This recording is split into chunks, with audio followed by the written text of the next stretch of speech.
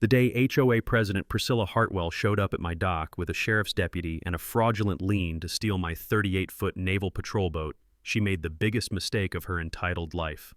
Picture this: 6 a.m., fog rolling off the Oregon coast, the rhythmic clank of rigging against masts mixing with that diesel and kelp smell that means home to any sailor. I'm out there polishing brass on my restored Coast Guard cutter, 3 years of blood, sweat, and my entire inheritance poured into this beauty, when I hear designer heels clicking on weathered dock planks like a death march. What would you do if your HOA Karen tried to hijack your $80,000 boat because you planted the wrong bushes? Drop a comment below. Where are you watching from? And what's the most insane HOA power trip you've witnessed? By the time that judge finished destroying her, Priscilla lost her house, her marriage, and $350,000 she didn't have. But this nuclear revenge story starts with native plants. My name's Marcus Reed, and at 52, I thought I'd earned some peace.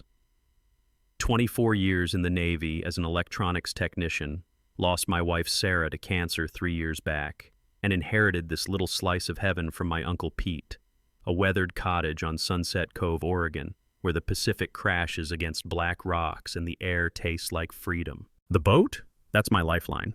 Uncle Pete left me just enough to buy this decommissioned Coast Guard cutter from government surplus. Spent 3 years rebuilding her from the keel up, rewiring electronics with the patience of a monk, refinishing teak until my fingertips were raw, polishing every piece of brass until it gleamed like sunlight on water. The sharp bite of marine varnish in my nostrils and the satisfying weight of quality tools in my hands kept me sane through the grief. Sunset Cove. Marina sits in a protected harbor with 150 waterfront homes, each one worth more than most people make in a decade. The HOA, Sunset Cove Homeowners Association, came with the territory like a tumor you didn't know you had. Mandatory membership, monthly dues, the usual suburban control structure transplanted to paradise. For 2 years, life was perfect. I helped neighbors with electrical work, shared fresh Dungeness crab from my traps, and kept to myself. The rhythmic creak of weathered dock planks under my boots, the sharp scent of creosote and kelp at low tide, the gentle ping of rigging in the coastal breeze. This was healing. Then Priscilla Hartwell slithered into our lives. Picture a 48-year-old real estate agent crossed with a prison warden, always dressed like she was heading to a yacht club execution. Crisp white capri pants that probably cost more than my monthly groceries, designer sunglasses hiding cold blue eyes, driving a BMW so blindingly white it looked like a traveling cocaine advertisement. She'd fled some California gated community after, I later learned, being forced out for overzealous enforcement practices. Within her first month, she was campaigning for HOA board. Her pitch? I'm here to be a community steward. Property values are everyone's sacred responsibility. The woman spoke about herself in third person like some demented monarch. Priscilla believes the community needs structure, and Priscilla thinks standards have been neglected. Watching her speak felt like listening to a snake oil salesman who'd convinced herself the poison was medicine. 6 months later, HOA president. The voting was close, 78 to 72. But enough newcomers bought her property values gospel to put her in power. That's when the reign of terror began. I planted native Oregon grape bushes along my property line, gorgeous plants with golden flowers that local birds love, completely legal, totally normal coastal landscaping, but apparently not perfectly Priscilla approved. The certified letter arrived like a death warrant. Notice of violation, unauthorized vegetation modification contrary to HOA aesthetic guidelines, fine $200, compliance required within 14 days or face escalated penalties. I actually chuckled while reading it. Oregon grape grows wild all over the coast. It's like getting fined for having too much sand near the beach. I dug out my HOA covenants, found the landscaping section, and there it was. Native Pacific Northwest vegetation is encouraged to maintain natural coastal environment. Crystal clear, except to Priscilla. The covenants specifically allow native plants, I told her over the phone, listening to her BMW's engine purring like a well-fed predator. Priscilla has interpretation authority over all landscaping decisions, she replied, her voice carrying that special blend of condescension and barely controlled rage that only comes from someone drunk on tiny amounts of power. The fine stands. Payment expected within 10 business days. Show me where the president gets interpretation authority. Click. She hung up like I'd asked to see her tax returns. That's when I started investigating. Turns out, in her first year as president, Priscilla had systematically fined 17 residents. Always $200. Always with that magical phrase, interpretation authority. Mailbox 6 inches too close to street. Trash can visible during non-collection hours. Boat dock paint, inappropriate maritime color. 17 violations, 17 fines. $400 collected into HOA accounts under Priscilla's personal management. Meanwhile, her golf buddies' violations got polite verbal warnings. I should have realized someone willing to steal $200 over legal landscaping was just getting started. 3 weeks after the Bush incident, Priscilla discovered her true calling: maritime piracy. The violation notice arrived hand-delivered by the Queen herself. I watched from my kitchen window as she tottered down my dock in those death-trap heels, the hollow clacking echoing off the water like a woodpecker with anger management issues. She actually had the audacity to board my boat, uninvited, running her blood-red fingernails along my freshly varnished rails like she was checking for dust. Notice of commercial vessel violation. Military surplus watercraft constitutes commercial use, prohibited under HOA Section 12.3. Vessel removal required within 30 days. Daily penalties, $500 until compliance achieved. Commercial vessel?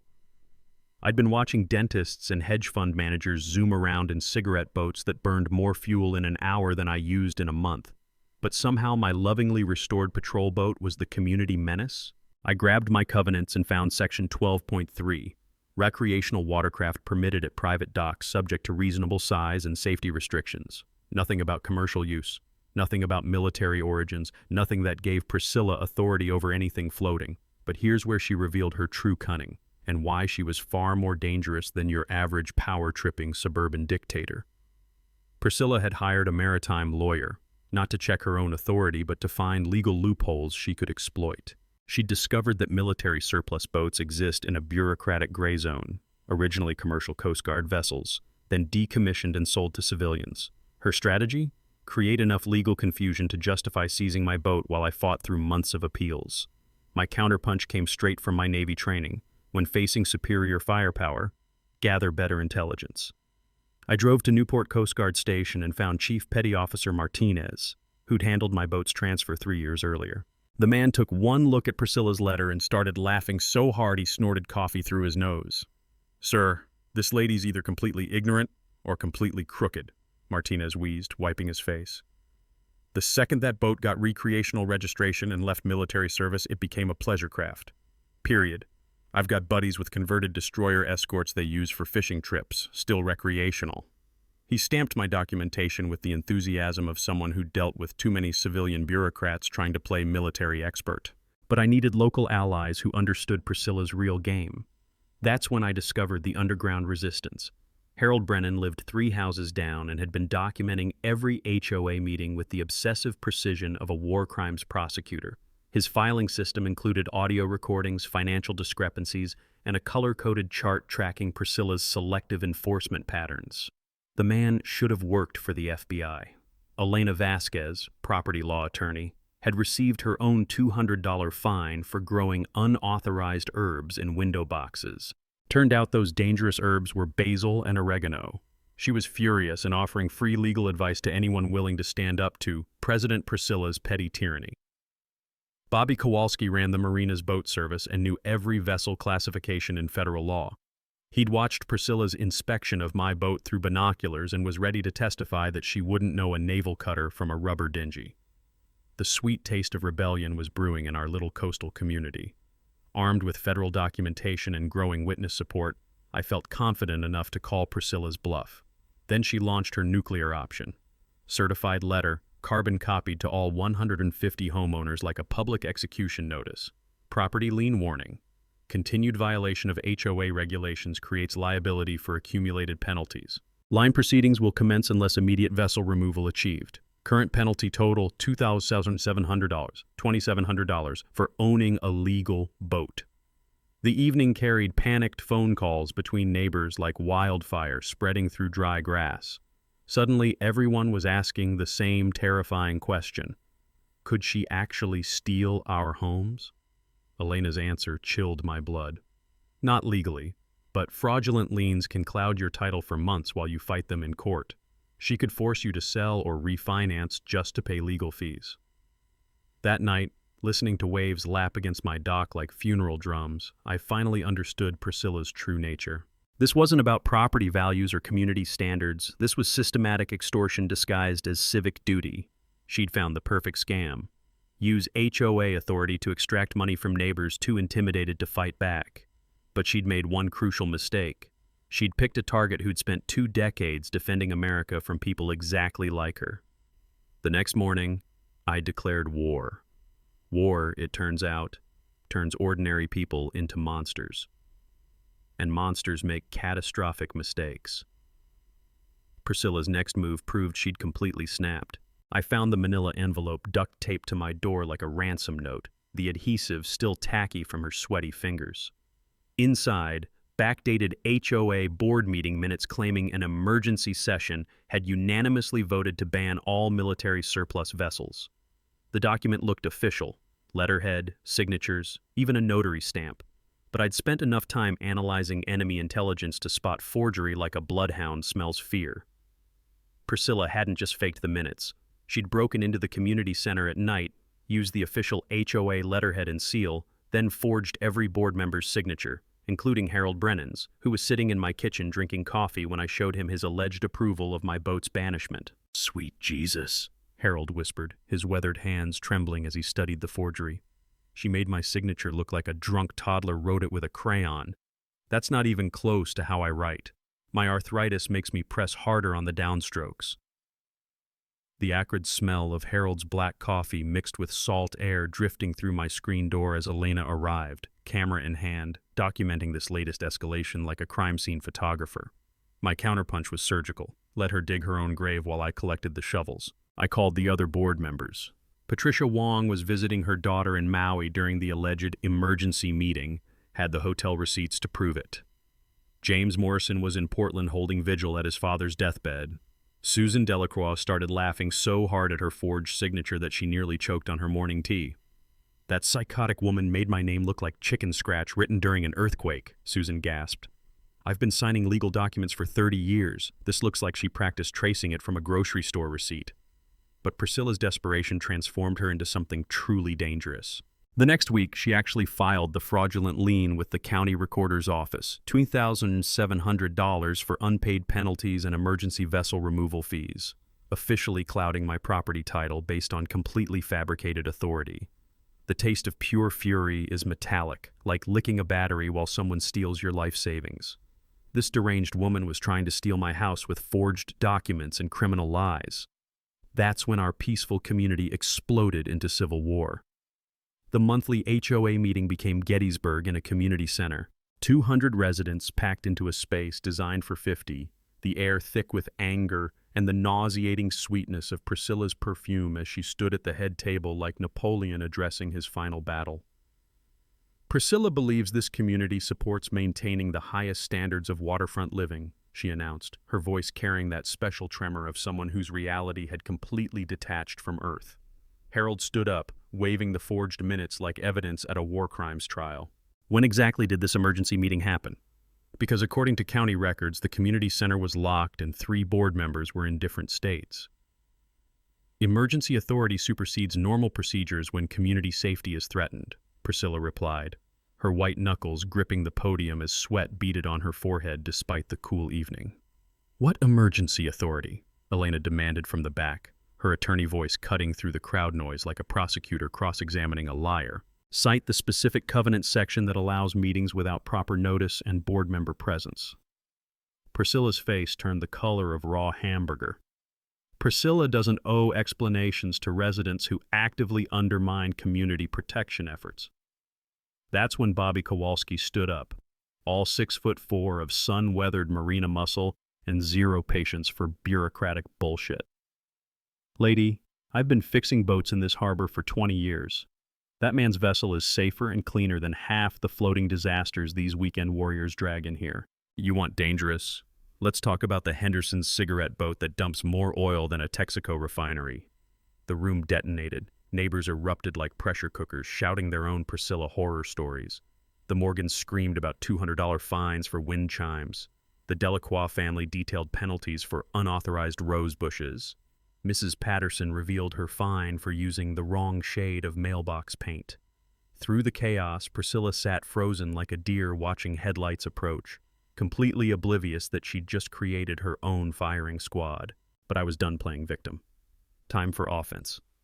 The next morning, I hired forensic accountant Jennifer Walsh to audit every financial transaction in Priscilla's 3-year reign of terror.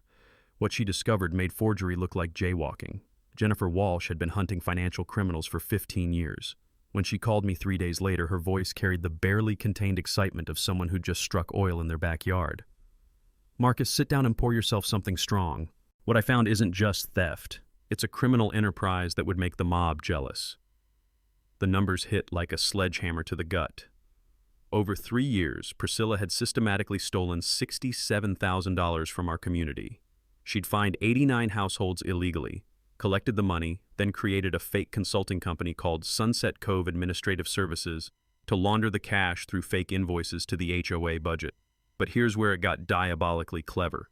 Priscilla had been using stolen HOA funds to pay the legal fees for her husband Reginald's SEC investigation. She wasn't just stealing from neighbors, she was using our money to defend her family's white-collar crimes in federal court. The woman had turned our HOA into her personal criminal ATM. My counterpunch was nuclear. I hand-delivered Jennifer's forensic report to the FBI's Financial Crimes Unit, the Oregon Attorney General, and the IRS simultaneously. This wasn't civil court material anymore, this was federal racketeering. But Priscilla's response proved she'd completely lost her grip on reality. I woke up at 3 a.m. to the sound of splintering wood and metal grinding against concrete. My boat was listing badly, dock lines severed with fresh gouges spelling "Die Nazi" carved into her starboard hull. The acrid smell of spray paint mixed with salt air as I discovered every brass fitting had been attacked with what looked like a crowbar wielded by someone in the middle of a complete psychotic break. Then came the character assassination blitzkrieg. Anonymous flyers appeared overnight in every mailbox, featuring a doctored photo of me in my Navy uniform next to images of assault rifles I'd never owned. The headline screamed, "Dangerous veteran threatens families. Armed military extremist operating in our community." The taste of pure rage is metallic, like chewing tinfoil while watching someone burn down your life. But Priscilla's nuclear option involved weaponizing law enforcement. She filed 6 police reports in 4 days. Weapons violations, my legal fishing rifles, threatening behavior, asking her to show legal authority, suspicious nighttime activity, working on my own boat, possible drug trafficking, I had marine fuel containers, disturbing the peace, using power tools during legal hours, and terrorist threats, asking neighbors to support my position. Deputy Martinez from the county sheriff's office became my unofficial babysitter, showing up for each bogus investigation with mounting frustration etched across his weathered face. "Sir, I've responded to more calls about you this week than I get about actual drug dealers," Martinez told me after the 6th false report, his voice carrying the exhausted patience of someone dealing with a chronic mental patient. "Either you're the most incompetent terrorist in Oregon, or someone's using my department as their personal harassment service." The community war reached its breaking point at the emergency HOA meeting Priscilla had called to address security threats. 250 residents crammed into the community center like angry hornets in a disturbed hive, the air thick with hostility and Priscilla's overwhelming desperation perfume, some sickly sweet designer fragrance that smelled like rotting flowers and failed dreams. Priscilla has documented evidence of systematic intimidation and possible terrorist sympathies among certain residents, she announced from behind the podium like a dictator addressing her final rally, her hands visibly shaking as sweat stained her white blazer despite the cool evening air. Harold erupted from his seat, waving a manila folder thick as a phone book. "I've got documentation, too. 3 years of your criminal fraud, forged signatures, and systematic theft from every family in this room." That's when her husband Reginald made his fatal mistake. The 6-foot investment banker stormed toward Harold with the aggressive swagger of someone accustomed to intimidating people with money and legal threats.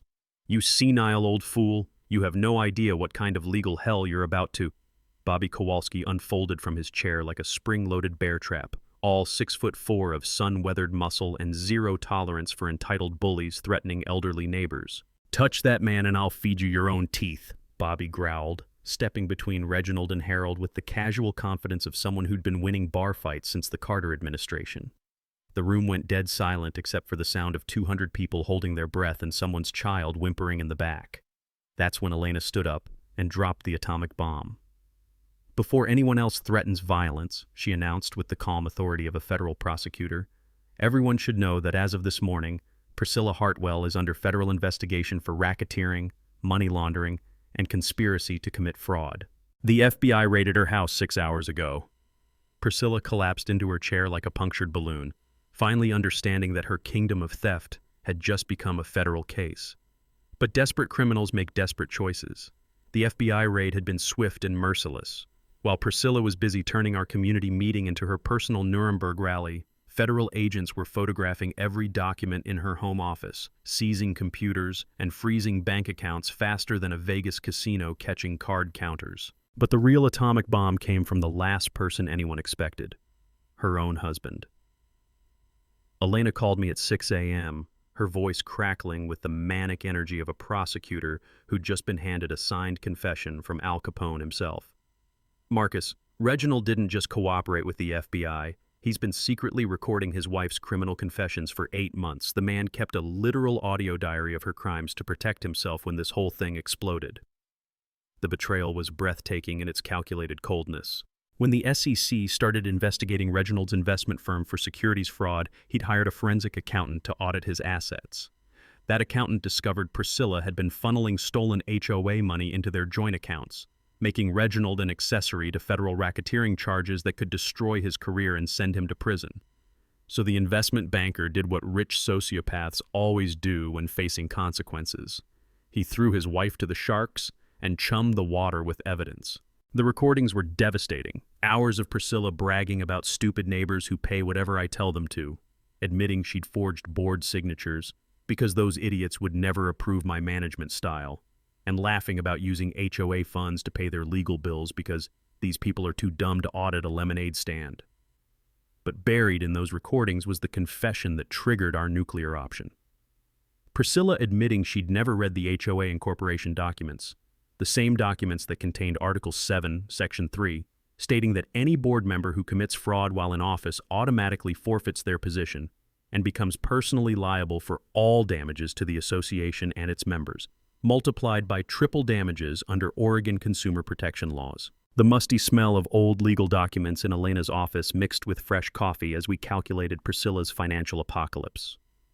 The math was simple and beautiful. $67,000 in theft became $201,000 in automatic triple damages, plus $75,000 in legal fees, plus $50,000 in court costs, plus punitive damages for systematic predatory fraud. Conservative total, $350,000 in personal liability, more than her house, more than their savings. More than Reginald's damaged investment firm could survive without bankruptcy. The power dynamic had flipped like a switch. Suddenly, Priscilla wasn't the neighborhood dictator. She was a bankrupt criminal facing federal prison and financial ruin. Every neighbor she'd illegally robbed was now a creditor with the full weight of federal law behind them. But the psychological revelation was even more satisfying than the financial destruction. Elena's investigation revealed Priscilla's true predatory nature. She'd systematically targeted elderly residents like Harold because they seemed less likely to fight back. She'd focused on newcomers who didn't know their rights. She'd selected victims based on perceived vulnerability. Single women, older couples, anyone who looked like they'd pay rather than resist. This wasn't random power abuse. This was calculated criminal hunting disguised as community service. For 3 years, our neighborhood had been living under a systematic predator who'd been slowly bleeding us dry while we worried about property values and community harmony. She'd turned our HOA into her personal protection racket, complete with threats, intimidation, and financial extortion. The sweet taste of approaching justice was like honey mixed with revenge. But Priscilla still didn't understand that her criminal empire was over. Cornered predators don't surrender. They lash out with desperate violence that usually destroys them completely. And she was about to make the final mistake that would bury her forever. The war room was my boat. Floating headquarters seemed perfect for planning the destruction of a land-based dictator. Every dawn, Elena, Harold, Bobby, and I gathered on the Semper Fi's deck like naval commanders plotting the D-Day invasion. The sharp smell of salt air mixed with Harold's industrial-strength coffee and the intoxicating scent of approaching victory. The gentle rocking motion cleared our heads. Or maybe it was just the poetic justice of planning Priscilla's annihilation from the very vessel she'd tried to steal with forged paperwork. Elena transformed my chart table into mission control, spreading legal documents like battle plans across the polished teak. "We're not just fighting a lawsuit anymore," she announced, her eyes gleaming with prosecutorial bloodlust. "This is coordinated federal warfare, criminal prosecution, civil destruction, and community revolution. We're going to obliterate her financially, legally, and socially." The strategy was three-pronged and absolutely merciless. Elena had compiled a RICO case file that read like organized crime prosecution. 23 felony counts including racketeering, mail fraud, identity theft, filing false police reports, conspiracy to commit fraud, and tax evasion. Each illegal fine was a separate federal crime. Each forged signature was identity theft carrying 5-year sentences. Each fake document mailed to residents triggered mail fraud statutes. The crinkle of evidence bags mixed with seagull cries as Harold organized 3 years of documentation that would make FBI investigators weep tears of joy. Jennifer Walsh's forensic accounting had revealed $67,000 in direct theft, but Elena's legal research uncovered Oregon's consumer protection nuclear option. Automatic triple damages for systematic fraud targeting vulnerable populations, plus attorney fees, plus punitive damages designed to bankrupt predatory criminals. The calculator's clicking sound mixed with mourning waves as we computed Priscilla's financial apocalypse. $201,000 in triple damages, $85,000 in attorney fees, $75,000 in court costs, plus punitive awards that could reach $200,000 for systematic targeting of elderly residents. Conservative estimate, $561,000 in personal liability, enough to destroy her completely and leave her family financially ruined for decades. Bobby provided maritime warfare expertise, documenting every technical specification proving my boat was legal, properly registered, and safer than the floating disasters most weekend warriors operated. His expert testimony would annihilate any remaining claims about commercial use or community safety. This wasn't just about destroying one criminal, it was about immunizing our neighborhood against future predators. Elena had researched governance reforms that would make another Priscilla literally impossible. New bylaws requiring unanimous board votes for any fines, mandatory quarterly financial audits by independent accountants, strict term limits preventing long-term power accumulation, and transparent accounting with real-time access to all financial records. Professional management companies would handle operations, removing temptation for individual theft. The sweet taste of systematic justice was more satisfying than Elena's celebration brownies cooling in my galley. But our secret weapon was Reginald's ongoing betrayal. The investment banker was providing evidence faster than we could process it. Bank records showing Priscilla had been embezzling from the HOA reserve fund for 2 years. Email chains revealing her plans to maximize revenue extraction from vulnerable residents. And recorded phone calls where she laughed about bleeding these idiots dry before they realize what's happening. The community mobilization was like watching a sleeping giant awaken. Elena's victim coordination meetings packed the community center with 127 affected families, each bringing documentation of illegal fines, harassment incidents, and systematic abuse. The collective evidence painted a portrait of predatory criminal behavior that would horrify any jury. Mrs. Morgan's homemade dumplings mixed with the Kowalski's industrial coffee while Harold created master timelines correlating every illegal fine with Priscilla's personal financial crises. Bobby documented every boat harassment incident with photographic evidence and federal maritime law citations. The aroma of unified community fury was stronger than morning fog rolling off the Pacific. Elena coordinated with Channel 8's investigative team, who were preparing a 5-part exposé on HOA criminal abuse. The Oregon Attorney General was using our case as the template for emergency statewide legislation protecting residents from predatory board members. But the most delicious element was watching Priscilla's remaining support evaporate like morning mist. Her California allies fled faster than tourists from a tsunami warning. Even her criminal defense attorney withdrew, citing irreconcilable differences with clients' continued illegal behavior. The master plan was complete. Federal prosecution would imprison her, civil litigation would bankrupt her family, and community revolution would ensure no future predator could abuse our neighbors. Justice wasn't just coming. It was arriving with federal authority, financial ruin, and the unified vengeance of 150 families ready for war. Time to execute the final assault. Cornered predators don't just fight back. They try to burn down the entire forest to escape. And Priscilla Hartwell was about to prove that desperate criminals have no bottom to their evil. I woke up at 5 a.m. to the choking stench of diesel fuel and the metallic taste of pure terror. My boat was listing dangerously, fuel lines severed with surgical precision, creating a floating bomb that could have incinerated me, my neighbors, and half the marina. But this wasn't random vandalism. Someone had carved "Last Warning" into my cabin door with what looked like a medical scalpel. The acrid smell of spilled marine fuel mixed with the copper taste of adrenaline as I realized this wasn't harassment anymore. This was attempted murder with a signature. Security footage from the marina's upgraded cameras showed Priscilla arriving at 2:47 a.m. in full black clothing, carrying a professional marine mechanic's toolkit and what appeared to be detailed schematics of Coast Guard fuel systems. She hadn't randomly damaged my boat. She'd researched exactly how to create maximum catastrophic damage while maintaining the appearance of an accident. The woman had graduated from white-collar theft to premeditated homicide. My counterpunch was nuclear.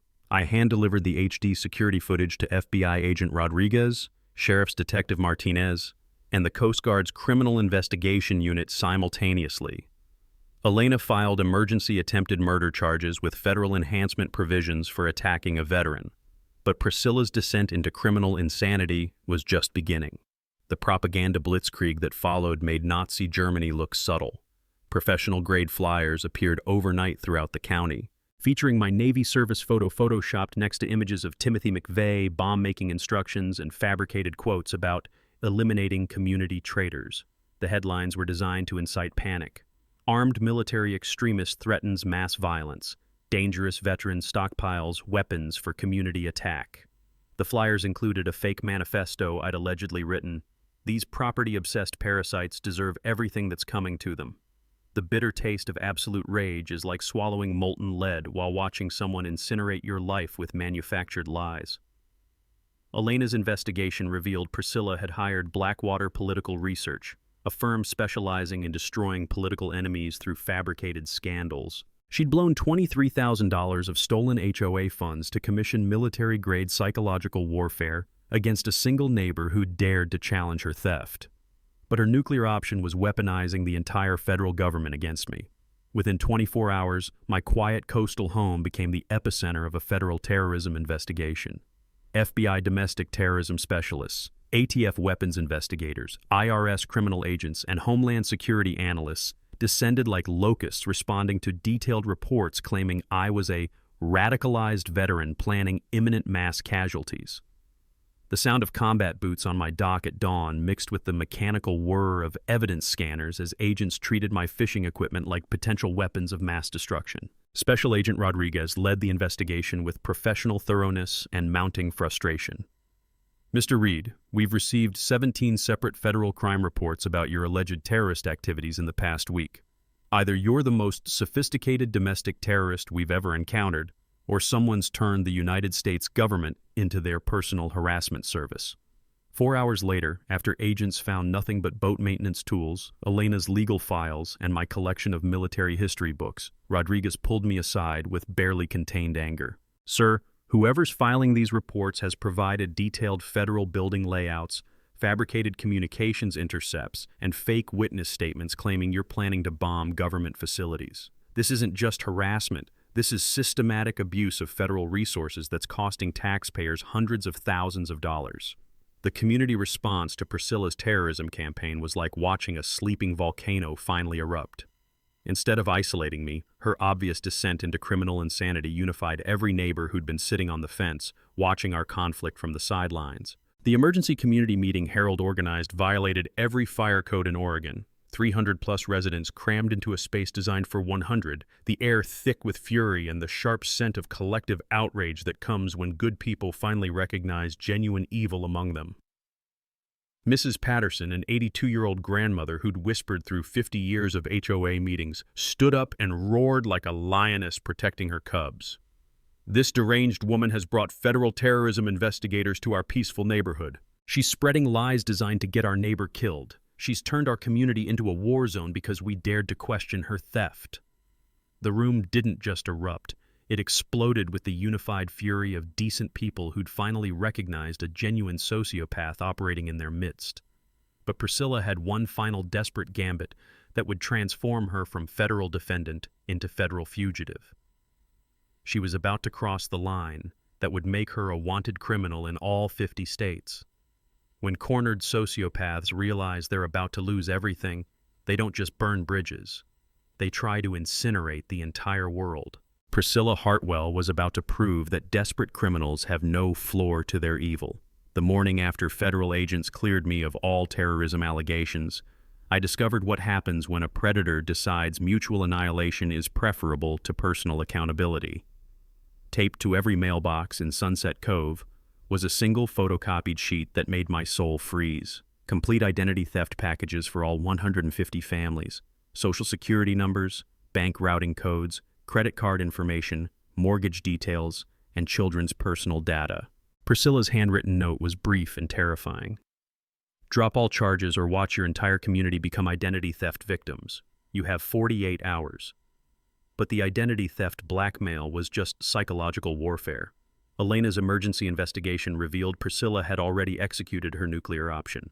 She'd sold complete financial profiles for 73 residents to a Romanian organized crime syndicate for $180,000, using the money to hire a federal defense attorney specializing in racketeering cases and purchase airline tickets to 7 different non-extradition countries under false identities. The woman wasn't just threatening our community, she was systematically destroying it while preparing multiple escape routes like a war criminal fleeing justice.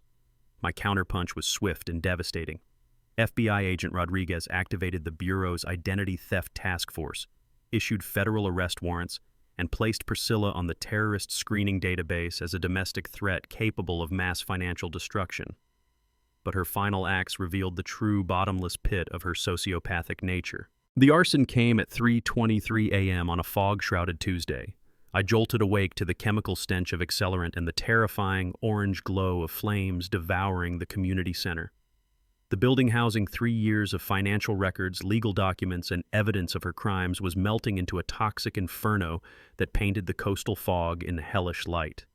Security footage showed a figure in black tactical gear systematically splashing gasoline throughout the building before igniting multiple fire points with military precision. The acrid smoke of burning paper mixed with melting plastic created a poisonous cloud that forced evacuation of 6 nearby homes. But Priscilla had miscalculated. Elena had been storing encrypted backup copies of everything in her law firm's fireproof vault. The sweet taste of approaching final justice was like honey mixed with salt spray and the satisfying crackle of a criminal's desperation burning itself out. Witness intimidation followed within hours. Harold found a pipe bomb-shaped package on his doorstep with a note promising his house would accidentally explode if he testified. Mrs. Morgan discovered her car's brake lines severed with a message warning her to drive carefully or not at all. Bobby's boat was attacked with industrial acid, causing $18,000 in engine damage and a warning carved into his dock: sink or swim. Our peaceful coastal community had become a war zone ruled by a domestic terrorist in designer clothes. But Priscilla's final desperate act proved she'd completely severed all connection to human decency. The attempted kidnapping happened at 9:15 a.m. on a crystal-clear Thursday. Mrs. Patterson was walking her ancient golden retriever when Priscilla's white BMW screeched around the corner like a guided missile. Security cameras captured every horrifying second as Priscilla leaped from the car, grabbed the 82-year-old grandmother by her silver hair, and began dragging her toward the vehicle while screaming like a banshee about teaching these ungrateful parasites the price of betrayal. The sound of Mrs. Patterson's terrified screams mixed with her dog's frantic barking and Priscilla's inhuman shrieking created a symphony of pure evil echoing off the peaceful harbor. Only Bobby's heroic tackle — he dropped his coffee and sprinted 50 yards to body slam Priscilla onto the asphalt — prevented what would have been the kidnapping and probable murder of our community's most beloved resident.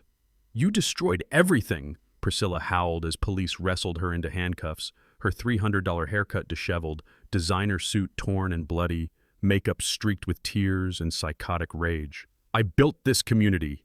I made you people civilized.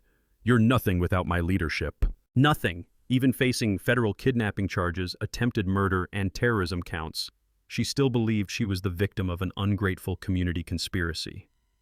The neighborhood response was like watching a dam burst. Every fence-sitter, every neutral neighbor, every family that had hoped to avoid taking sides, they all finally understood they'd been living next to a genuine monster who would literally murder elderly women to protect her criminal empire. Elena's emergency federal detention hearing was scheduled for the next morning. Agent Rodriguez had activated international manhunts for Reginald and the Romanian crime syndicate.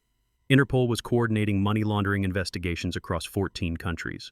The reign of terror was finally over. Time for the public execution of Priscilla Hartwell's criminal empire. The federal courthouse in Portland had never witnessed anything like the siege of justice about to unfold. By 7 a.m., the parking lot resembled a refugee camp crossed with a media invasion. Satellite trucks from 6 states, federal agents coordinating security perimeters, and over 500 Sunset Cove residents who'd made the pilgrimage to witness the public annihilation of their tormentor. The detention hearing was supposed to be procedural theater. Federal judges routinely grant bail to white-collar defendants, even those facing serious charges. But Priscilla Hartwell had transcended suburban embezzlement to achieve domestic terrorism status, and Judge Patricia Brennan was about to deliver a legal reckoning for the ages.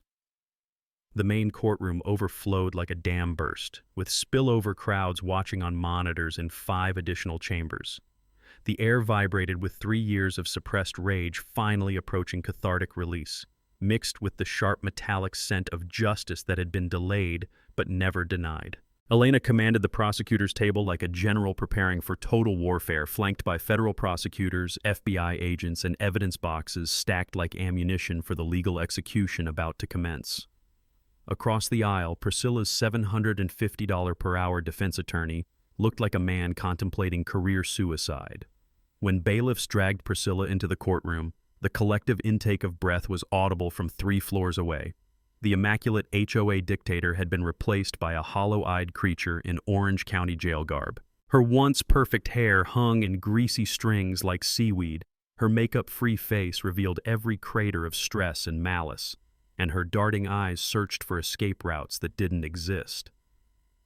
Judge Brennan began reading charges with the methodical precision of someone conducting a formal execution. The defendant faces 27 federal felony counts, including racketeering, mass identity theft, witness intimidation through explosives threats, arson of public records, attempted kidnapping of an elderly victim, filing false terrorism reports, and operating a systematic criminal enterprise disguised as civic authority. Priscilla's attorney attempted to speak, but Judge Brennan annihilated him with a look that could melt steel. "Counselor, I've spent the weekend reviewing evidence that reads like a domestic terrorism manual. Your client attempted to kidnap an 82-year-old grandmother in broad daylight. She committed arson to destroy federal evidence. She sold 73 families' complete identities to Romanian organized crime. She filed false reports claiming a veteran was planning mass casualties. Does she comprehend that she's facing multiple life sentences without parole?" That's when Priscilla's last grip on sanity shattered like crystal hitting concrete. "This is a conspiracy!" she shrieked, launching herself from the defendant's chair despite ankle shackles. "These people are the real criminals. They destroyed a public official. They're terrorists!" Bailiffs tackled her like linebackers, but Priscilla kept screaming with the unhinged fury of someone whose reality had completely detached from Earth. "I protected their property values. I gave them civilization. I maintained order while they lived like animals. Marcus Reed is the terrorist. He has military weapons. He threatened community safety. Why isn't he in federal prison?" The courtroom held its breath as 4 bailiffs wrestled the thrashing defendant back into her chair, but Priscilla wasn't finished with her public psychological collapse. "You don't understand what I sacrificed. 18-hour days, enforcing standards, collecting fees, managing ungrateful parasites. They owe me worship, not persecution." Judge Brennan's gavel cracked like a gunshot, but the silence that followed was broken only by Priscilla's animalistic panting and Mrs. Patterson's quiet sobbing in the gallery. The judge leaned forward with the cold authority of someone who'd sentenced war criminals and cartel bosses. Ms. Hartwell, in 3 decades on the federal bench, I have never encountered a defendant who so perfectly embodied the phrase clear and present danger to civilized society. You systematically transformed a position of community trust into a criminal enterprise, then escalated to domestic terrorism when your victims dared to seek justice. You are hereby remanded to federal maximum security custody without possibility of bail, parole, or plea negotiations. That's when I stood up in the packed gallery, surrounded by every neighbor Priscilla had terrorized, and delivered the words that had been burning in my throat for 3 years. Your Honor, Priscilla Hartwell spent 3 years proving that power without accountability is organized crime. Today, she learned that justice without mercy is called consequences. The explosion of applause lasted 7 minutes and could be heard 6 blocks away. Federal marshals didn't attempt crowd control. Even they understood this was a community finally exhaling after years of systematic oppression. As bailiffs dragged the still screaming Priscilla toward her cage, she managed one final shriek that perfectly captured her sociopathic delusion. "You'll all pay for destroying me. I was your salvation and you crucified your savior." Elena stood at the prosecutor's table with tears streaming down her face, surrounded by FBI agents who admitted this was the most satisfying federal case of their careers. Outside the courthouse, as news crews broadcast our victory to the world, Harold grabbed my shoulder and said, "Marcus, that woman just discovered the difference between leadership and dictatorship. Leaders serve their people, dictators serve themselves." The 3-year nightmare was finally over. Time for resurrection. 6 months later, Priscilla Hartwell's criminal empire lay in smoking ruins, and justice had been served with compound interest that would make a loan shark weep with envy. The federal sentencing was swift and beautiful. Facing overwhelming evidence and her own recorded confessions bragging about bleeding idiots dry, Priscilla pleaded guilty to all 27 felony counts to avoid life imprisonment. Judge Brennan's final words at sentencing became courthouse legend. "You weaponized community service into domestic terrorism. Your 25-year sentence should serve as a beacon warning every petty dictator that American neighborhoods are not your personal kingdoms." The financial obliteration was even more satisfying. The civil judgment awarded $1.2 million to victims, triple damages plus attorney fees plus punitive damages for systematically targeting elderly and vulnerable residents. Priscilla's waterfront mansion sold at federal auction. Her white BMW became a sheriff's department patrol car. Her designer wardrobe went to homeless shelters.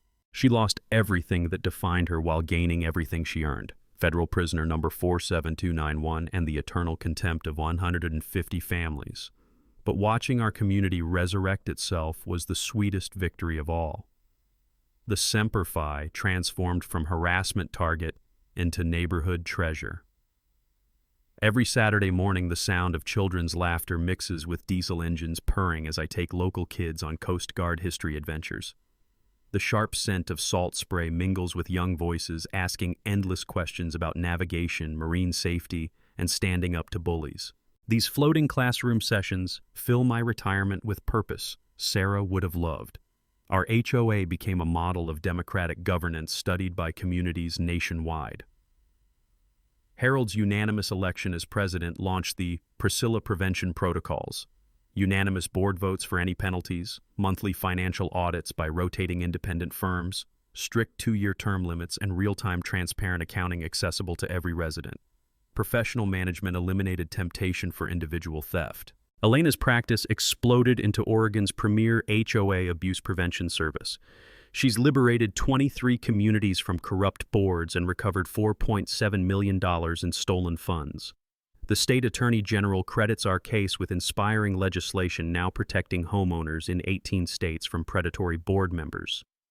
Mrs. Patterson, fully healed from her kidnapping trauma, founded the Sunset Cove Democracy Defense League, a volunteer network monitoring HOA meetings statewide for early warning signs of authoritarian abuse. At 83, she's become our region's fiercest guardian of neighborhood self-governance, armed with Harold's documentation methods and Elena's legal knowledge.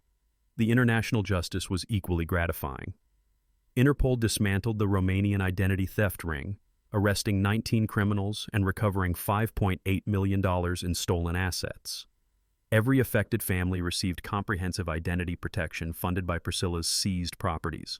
Reginald's Cayman Islands hideout lasted exactly 4 months before federal marshals dragged him back to face money laundering charges. His 20-year sentence and $2.3 million restitution payment completed the destruction of their criminal family enterprise. But my personal transformation amazed everyone, especially me. The grieving widower, who just wanted to restore his boat in peace, discovered leadership abilities that lay dormant for decades. My city council election led to championing transparency laws now used as templates across Oregon. The confidence born from defeating systematic corruption didn't just change my life. It revealed what ordinary citizens can accomplish when they refuse to normalize injustice. Every dawn, I wake to rigging singing in Pacific breezes and sunlight dancing off my perfectly maintained boat's brass fittings. The Semper Fi sits proudly at her dock, a 38-foot monument proving that sometimes the best response to tyranny is simply refusing to surrender your dignity.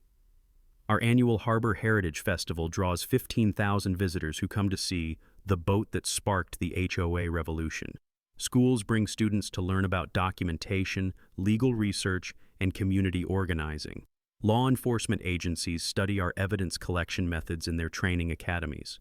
The festival funds our Standing Up Scholarship program, seeded with Priscilla's forfeited assets, supporting students pursuing careers in law, journalism, and public service. This year, 18 students received $73,000 total for essays about why ordinary citizens must challenge corrupt authority. And victory tastes like morning coffee mixed with salt air, sounds like children learning maritime history, and feels like a community that discovered its own strength. Drop your HOA horror stories below. Together we'll build an army of neighbors who refuse to bow to suburban dictators masquerading as community leaders. Hit subscribe for more David vs. Goliath victories where regular people use courage, documentation, and pure stubborn determination to destroy corrupt systems. Coming next, the retired librarian who exposed a $4.2 million school district conspiracy and sent 5 administrators to federal prison.